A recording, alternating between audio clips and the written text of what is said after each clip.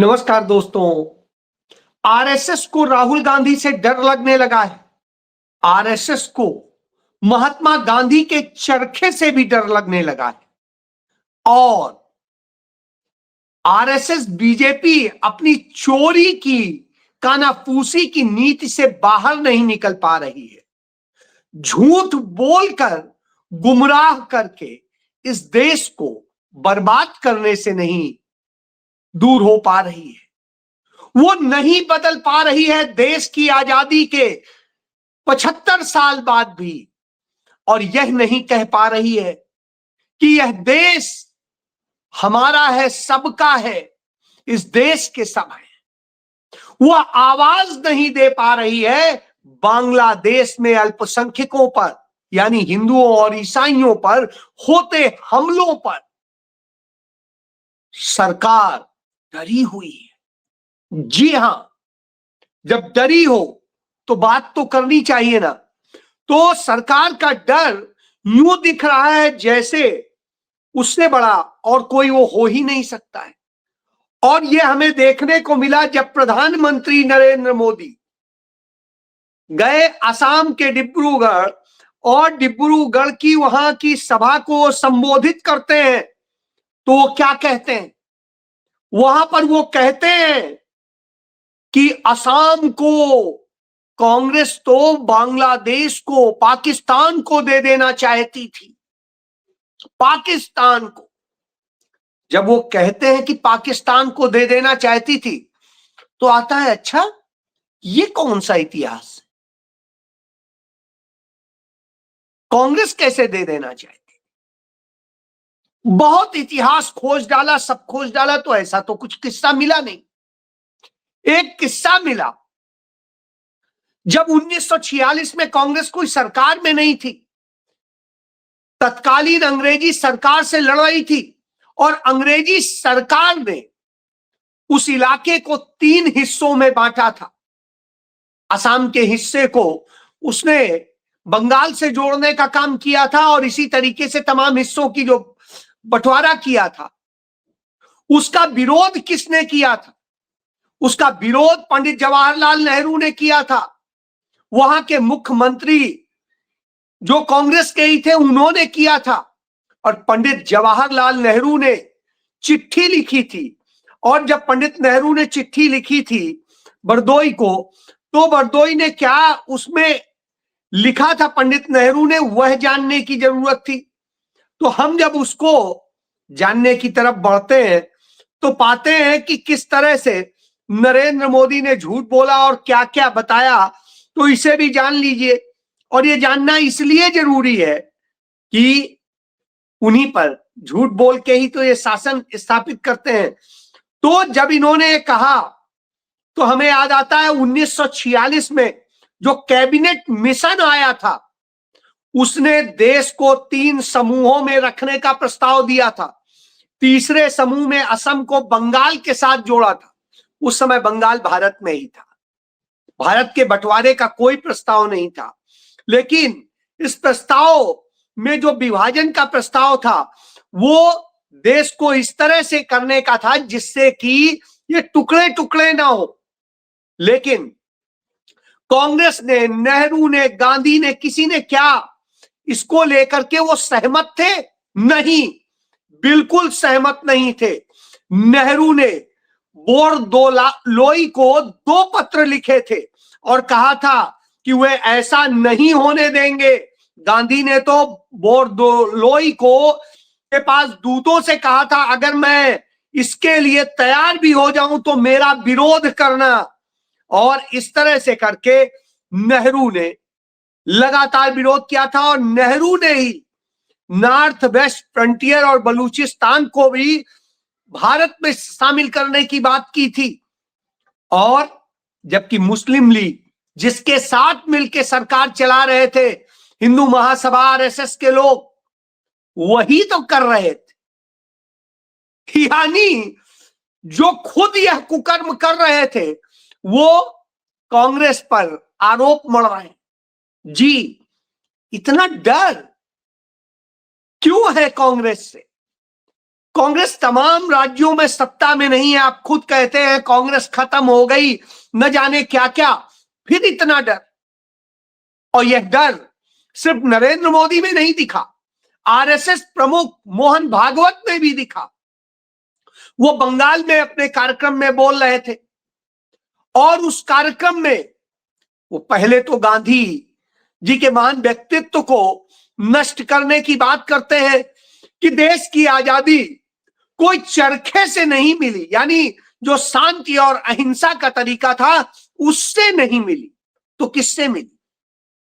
दुनिया में चाहे जितनी आप लड़ाई लड़ दीजिए, चाहे जितनी आग लगा लीजिए, सबके फैसले टेबल पर होते हैं, शांतिपूर्ण ढंग से होते हैं। तो जब ऐसे होते हैं तो फिर दूसरा तरीका नहीं। कुछ क्रांतियां हैं जो खूनी क्रांतियां हैं, और वो जो खूनी क्रांतियों में फंसे वो देश बर्बाद हो गए। और जो शांतिपूर्ण रक्तहीन क्रांति में हुए वो अच्छे हैं। आप फ्रांस को भी देख सकते हैं, फ्रांस में रक्तहीन क्रांति हुई थी, नेपोलियन बना था राजा। और इसी तरीके से तमाम सारी चीजें आती हैं। तो अब आता हूं गांधी पे। गांधी का संदेश हमें यहां से लेना पड़ेगा कि जब महात्मा गांधी दक्षिण अफ्रीका में थे, एक ब्रिटेन कंपनी के लिए बैरिस्टर का काम कर रहे थे। वो फर्स्ट क्लास के टिकट लेकर यात्रा कर रहे थे ट्रेन से। अंग्रेज चढ़े और उन्होंने गांधी जी को मार के उससे नीचे गिरा दिया। वो स्टेशन पर गिर गए।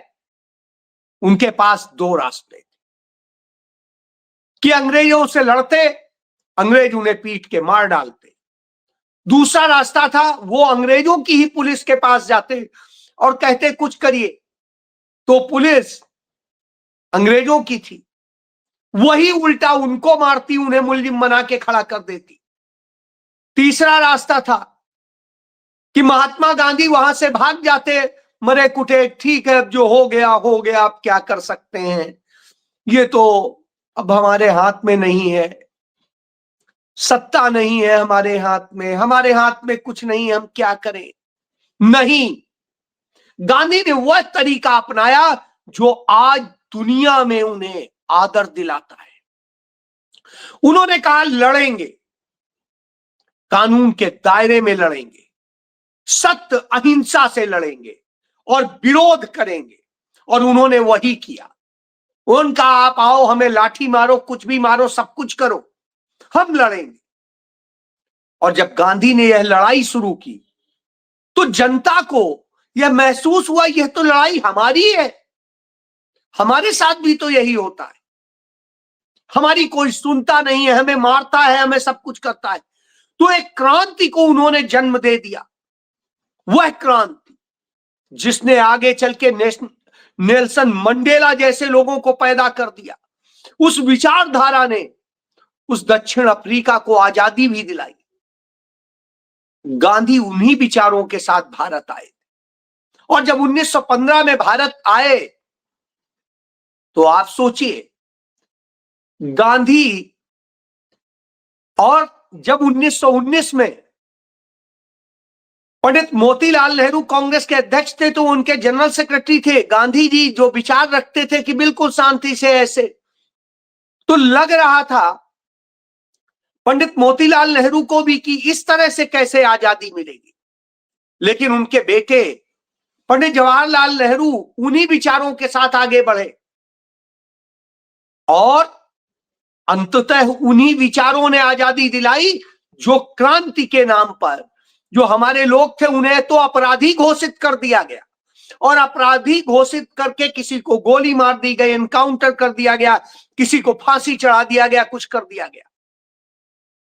यदि गांधी वह रास्ता अपनाते तो कहते ये नक्सली आंदोलन है, ये अर्बन नक्सल है जो आज भाजपा कहती है, और इसी तरीके से वो तमाम आरोप लगा के आपको अपराधी बना के खड़ा कर देती और दुनिया आपकी तरफ नहीं आती।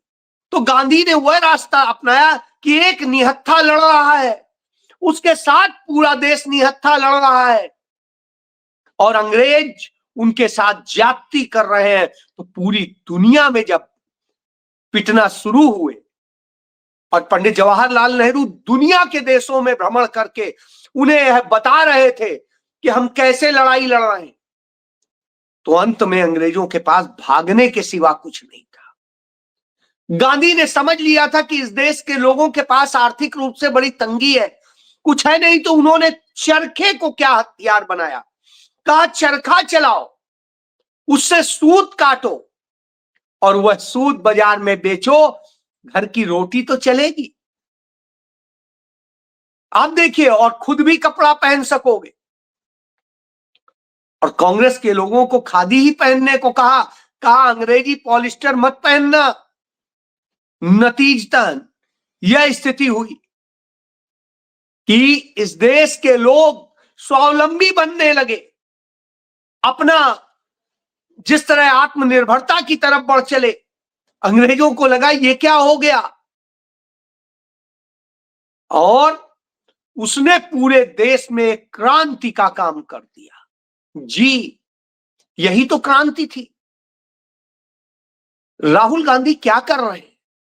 राहुल गांधी आज वह सच्चाई बता रहे हैं देश को कि देखो इस तरह ये ज्यादती करते हैं, हम पर झूठा केस लगाते हैं नेशनल हेराल्ड के नाम पे, जो कि उनकी दादी के पिताजी ने ही बनाया था, जो कांग्रेस का ही अखबार था और कांग्रेस ने ही उसे लोन दिया, और कांग्रेस की ही कंपनी यंग इंडिया उसको संचालन का जिम्मा संभालती है, तो साहब मनी लॉन्ड्रिंग बना देते हैं। यानी सब कुछ कांग्रेस का है, कोई व्यक्तिगत नहीं है, बावजूद इसके यह कर रहे हैं और झूठे केस दर्ज करा देते हैं, जब देखिए तब, कभी मानहानि का, कभी कुछ का, कभी कुछ का। और ये जब सारी बातें सामने आने लगी तो घबराहट होने लगी है इस सरकार में। दुनिया में जाके राहुल गांधी बता रहे हैं कि देखिए वही नीति जो पंडित नेहरू ने अपनाई थी, कि देखिए इस तरह से लोकतंत्र का गला घोटा जा रहा है। और जब यह बात वैश्विक जगत में पहुंचती है, तो नरेंद्र मोदी जब कहते हैं कि हम मदर ऑफ डेमोक्रेसी हैं, तो लोग लानत देते हैं कि ये ऐसी डेमोक्रेसी है। घबराहट होती है, वही घबराहट दिखाई दे रही है नरेंद्र मोदी में भी और आरएसएस में भी। तो मोहन भागवत जो चरखे की बात करते हैं, वो अपने आप आ जाती है। तब मोहन भागवत वह कबूल लेते हैं जो बात मैं सालों से आपको बताता आ रहा हूं कि आरएसएस की नीति है कि पक्ष भी हमारा हो, यानी सत्ता पक्ष भी हमारा हो और विपक्ष भी हमारा हो, इसके लिए हमें पूरा करना है जिससे कांग्रेस को दूर रखा जाए। इसके लिए तमाम उन्होंने छद्म पार्टियां आरएसएस के अंदर से ही बनाई, उन्हीं के लोग रूप बदल बदल के पार्टियां बनाते हैं और वो जाती हैं कांग्रेस के वोट काटती हैं, कांग्रेस को खत्म करने का काम करती हैं। मुस्लिम लीग किस तरह से हिंदू महासभा और मुस्लिम लीग सरकार भी चलाते थे और एक दूसरे के खिलाफ लड़ते भी दिखते थे, यही वो नीति थी, वही ये करते हैं। आम आदमी पार्टी जैसी पार्टियां, इसी तरीके से तमाम पार्टियां हैं, मैं किसी का नाम नहीं लूंगा। तो ये सब आरएसएस इसीलिए पैदा करता है। और जब आरएसएस न्यू पैदा करता है,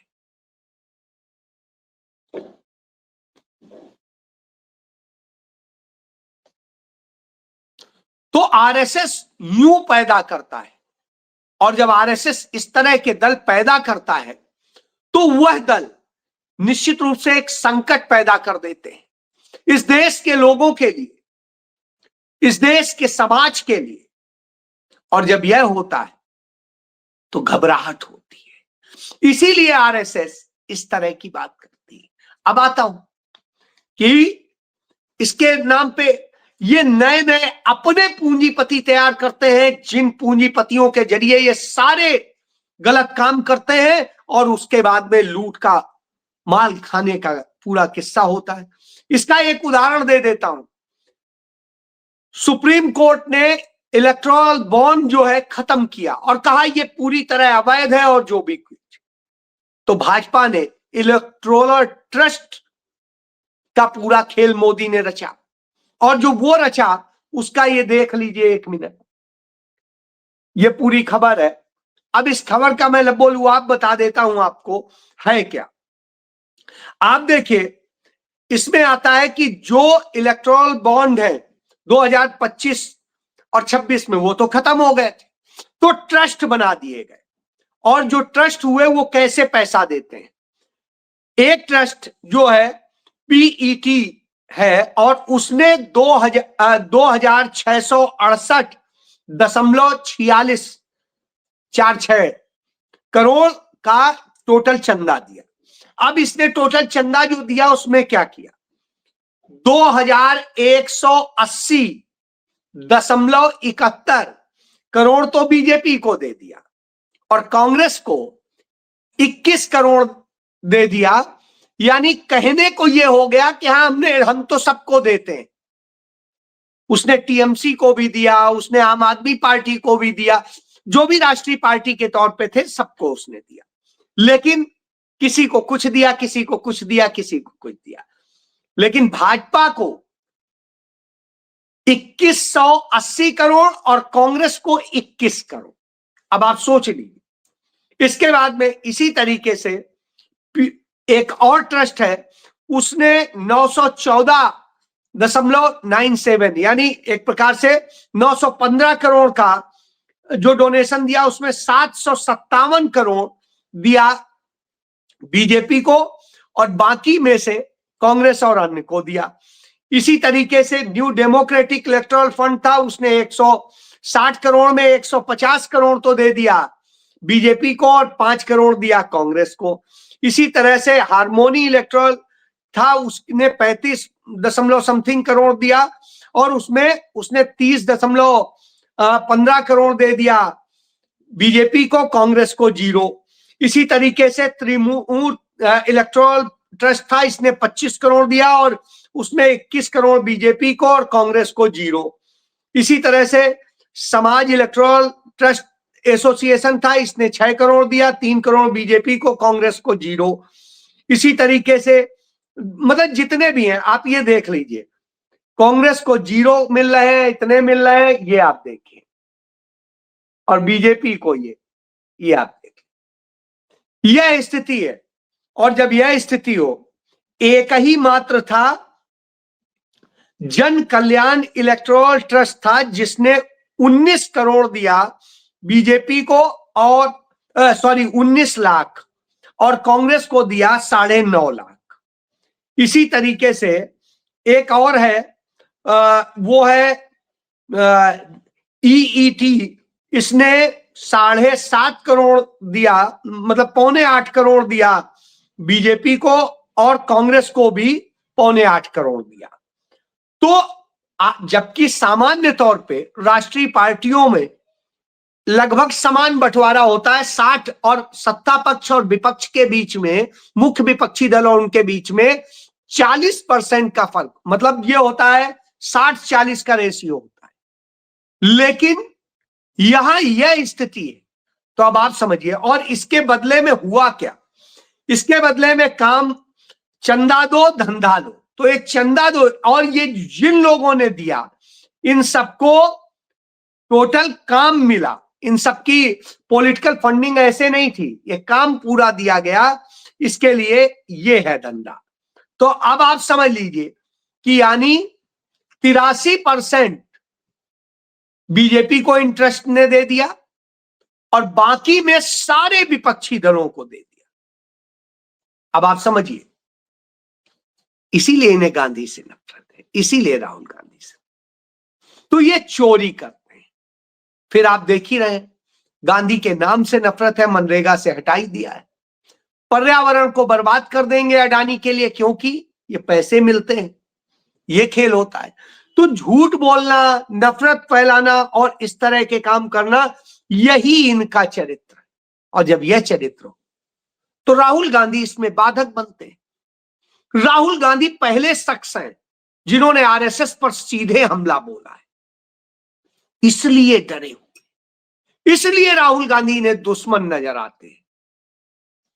उधर बांग्लादेश में हिंदू मारे जा रहे हैं, लेकिन नरेंद्र मोदी के मुंह से आपने आवाज नहीं सुनी होगी, गृह मंत्री के मुंह से आवाज नहीं सुनी होगी, रक्षा मंत्री के मुंह से नहीं सुनी होगी, विदेश मंत्री के मुंह से नहीं सुनी, आरएसएस भी नहीं बोल रही, मोहन भागवत नहीं बोले, लेकिन कांग्रेस बोल रही है, लड़ रही है। प्रियंका गांधी ने संसद से लेकर संसद के बाहर तक इस मुद्दे पर सरकार को घेरा, लेकिन सरकार कुछ नहीं बोल रही। क्यों? क्योंकि जब भारत के अंदर आप अल्पसंख्यकों पर हमला कर रहे हैं, मुसलमानों पर हमला कर रहे हैं, तो आप किस मुंह से बोलेंगे? जैसे ही कहेंगे कि बांग्लादेश में हिंदू, ईसाई ये सारे अल्पसंख्यक हैं, इन पर हमला, तो वो कहेंगे भारत में आप भी तो ईसाइयों और मुसलमानों पे हमला कर रहे हैं, सिखों पे हमला कर रहे हैं, तो आप क्या कर रहे हैं? इसलिए नहीं बोल रहे, डर लगता है। यह सच है, क्योंकि राहुल गांधी ने दुनिया में इन्हें बिल्कुल बेनकाब कर दिया है। जी, जय।